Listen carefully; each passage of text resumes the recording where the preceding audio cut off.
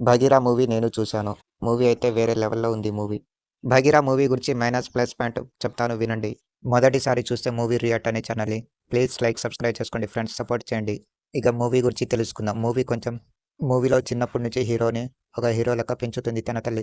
తన తల్లి చనిపోతుంది. తర్వాత హీరో పోలీస్ ఆఫీసర్‌గా బాధ్యతలు తీసుకుంటాడు సిటీలో.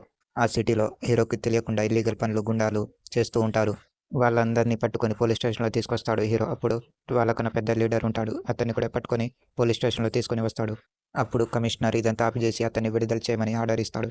అప్పుడే తెలుస్తుంది హీరోకి ఇదంతా ఇల్లీగల్ పనులు వీళ్ళే చేపిస్తున్నారని, అతని వెనక ఈళ్ళు కూడా ఉన్నారని అప్పుడే తెలుస్తుంది హీరోకి. అక్కడ వాళ్ళు చెప్పింది మొత్తం విన్న తర్వాత చాలా బాధపడుతూ ఉంటాడు హీరో.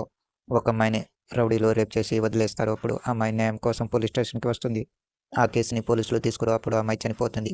మైనస్ పాయింట్ తన ముఖం కనిపించకుండా పోలీస్ స్టేషన్‌లో ఏ కేసు వచ్చినా ఆ కేసుని సాల్వ్ చేసి వాళ్ళని చంపేసి రావటం.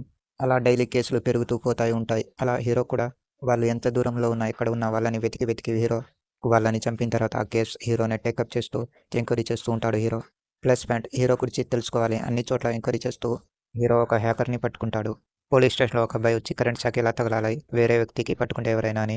ఒక వ్యక్తి వస్తాడు. నేను సైంటిస్ట్ అని చెప్తాడు. డ్రింకింగ్ తాగి వస్తాడు. అతను బాంబులు తయారు చేస్తాడు. హీరోకి ఇస్తాడు. అప్పుడే సీబీఐ నుంచి ప్రకాష్ రాజ్ వచ్చిన తర్వాత మూవీ సీరియస్‌గా నడుస్తూ ఉంటుంది మూవీ. అయితే ప్రకాష్ రాజ్ హీరోని పట్టుకున్నాడా? పట్టుకోలేదా? ఆ విలన్ని చంపాడా? చంపలేదా హీరో? ఈ మూవీ ఫుల్ డీటెయిల్స్ తెలియాలంటే ఈ మూవీ తప్పక చూడాల్సిందే. విలన్స్‌ని చంపే సీన్స్ అయితే చాలా బాగుంది ఈ మూవీలో అయితే. అందులోటి ప్రకాష్ రాజ్‌కి దొరకకుండా తను చంపడం కూడా చాలా బాగుంది ఈ మూవీలో. మ్యూజిక్ కొంచెం పర్వాలేదు. బ్యాక్‌గ్రౌండ్ మ్యూజిక్ వేరే లెవెల్‌లో ఉంది. ఈ మూవీలో హీరోని పాత్ర చాలా బాగా నటించారు. తన పాత్రకు తను న్యాయం చేసినట్టు అనిపించింది నాకైతే. మూవీ అయితే ఫుల్ యాక్షన్ మూవీ ఉంటుంది. చూడొచ్చు ఫ్యామిలీతో అయితే.